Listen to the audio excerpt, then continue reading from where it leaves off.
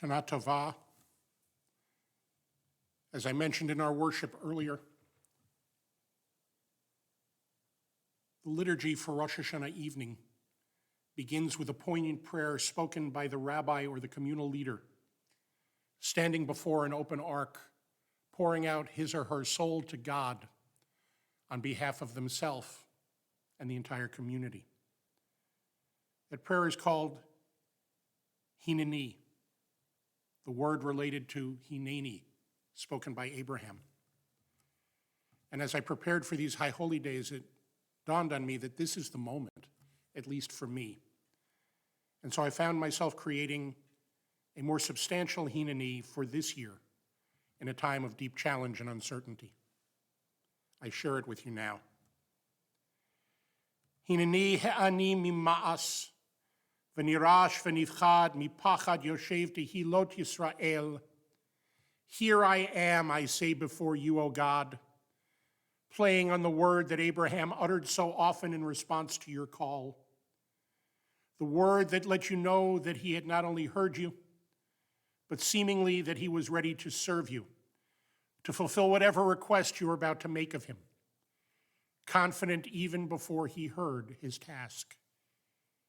Hineni when he said it, Hineni in our worship. The word that begins the traditional confession of the prayer leader on these high holy days. Each year I stand before you and before my community, my congregation, my family, my world, your world, O God. And these words reteach me true humility and awe. With their simple eloquence and honesty, their truth about how powerful you are and how questionable are my merits.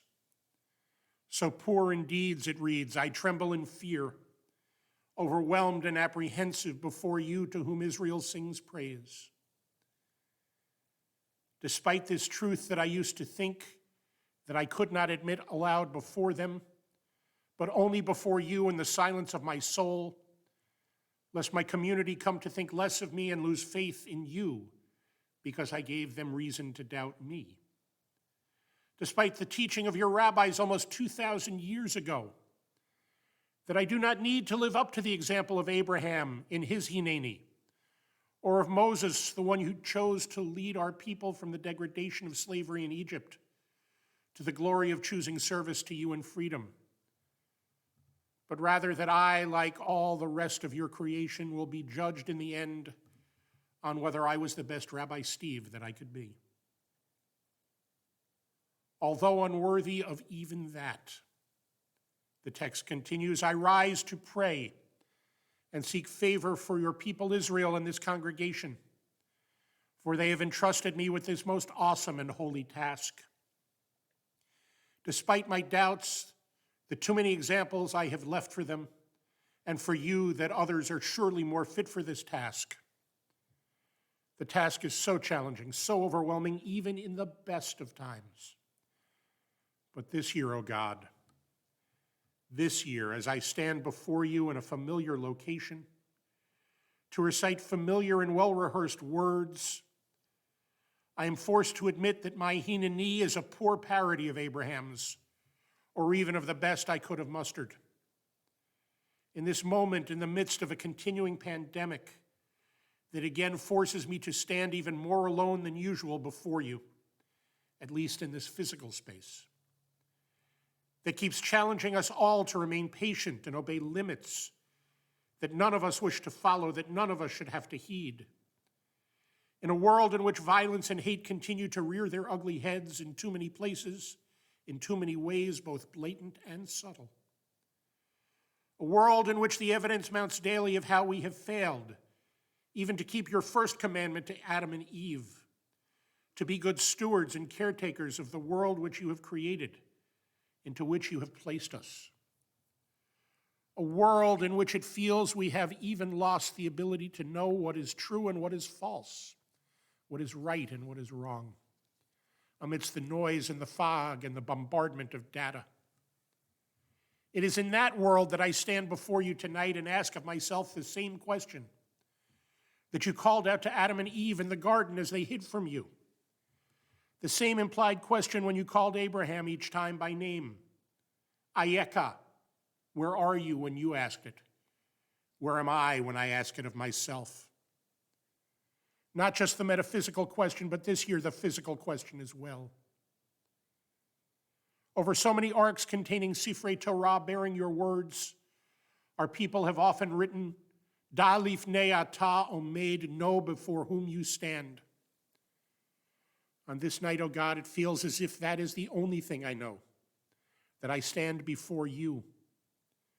I can only pray that I stand before my congregation, your people still. That my efforts of this past year to lead a community that I could only see on a computer screen are seen by them and by you as good enough, for I dare not even presume that they reached even that level.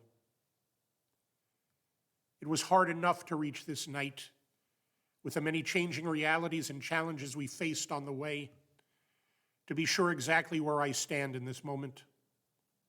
I have been so taken up with trying to keep up with the needs of the moments, the changes on the way, that I have been unable to watch closely enough the path that I have taken to this place and time, to be sure that it has brought me to where I thought I was going, where I wish or need to be on this night.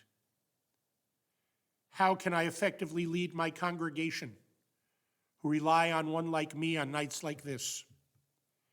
How can I even fully respond to their needs when we are forced to stay apart from each other?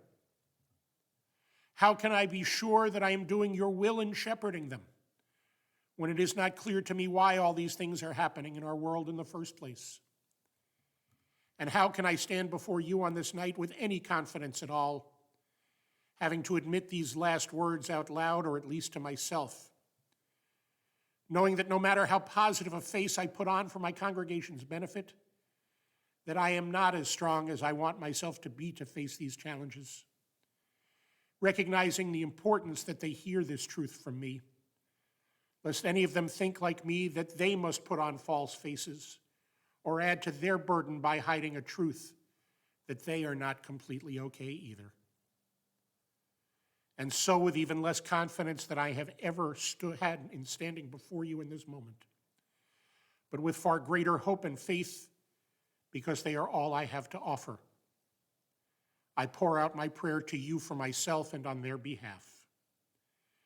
God of Abraham, Isaac, and Jacob, Sarah, Rebekah, Rachel, and Leah, and the 100 generations connecting them to us.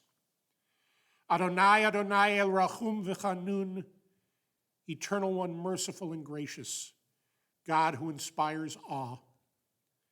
I pray to you for success on my path. I pray for myself and for my community.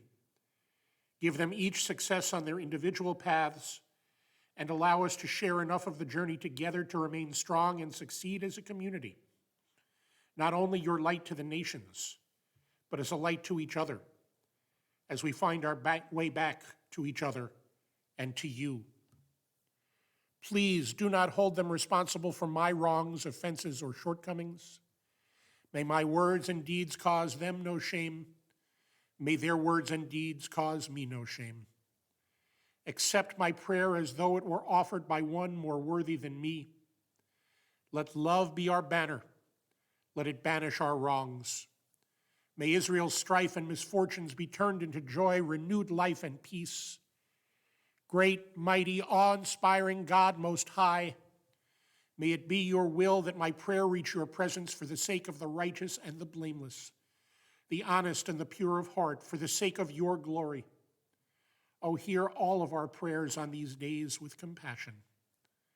Baruch atah shomea tefillah. Praised are you, the one who hears prayer. And let us all say, Amen.